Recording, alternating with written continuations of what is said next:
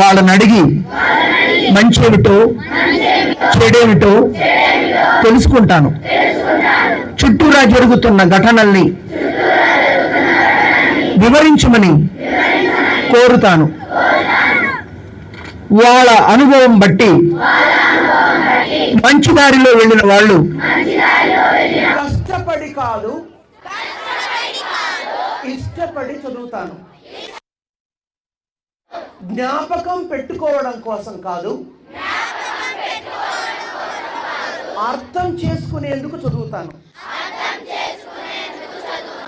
I will develop curiosity.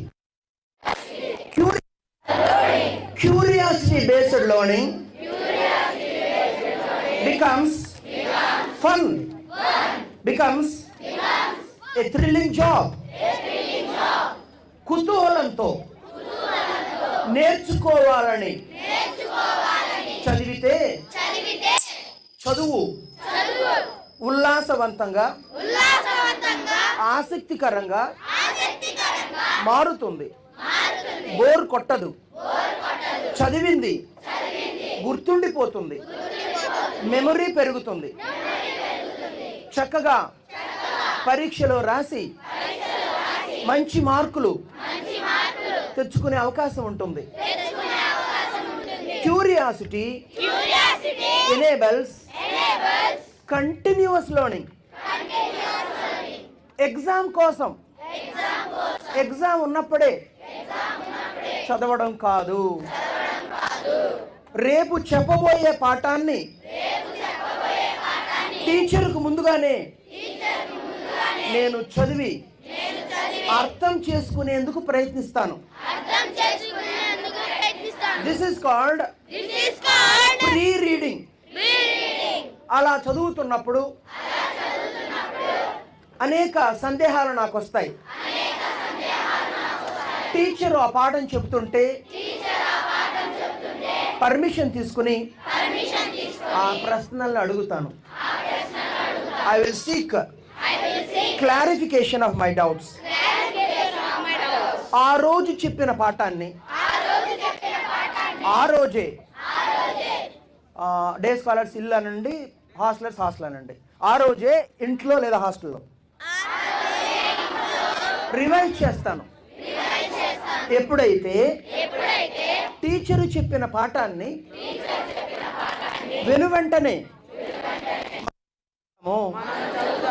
Teacher చెప్పింది బుక్లో ఉన్నది మెదడులో లోతుగా ఇంకిపోతుంది.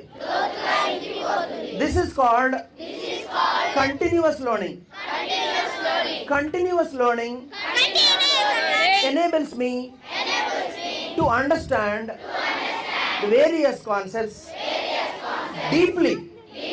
పైగా ఎగ్జామ్ రాసేందుకు చదవడం కాదు, 360 degrees కోణంలో లోతుగా చదవడం వల్ల నేర్చుకుంది నా సొంతమైపోతుంది. జీవితాంతం గుర్తుండిపోతుంది. దాన్ని అనలైజ్ చేస్తాను. నేర్చుకున్న విజ్ఞానాన్ని I will use to solve the problems around.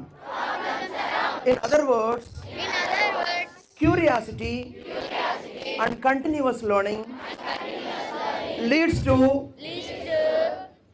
comprehension, analytical and application skills.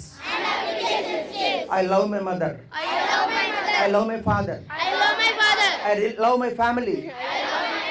వాళ్ళని అడిగి మంచి ఏమిటో చెడేమిటో తెలుసుకుంటాను.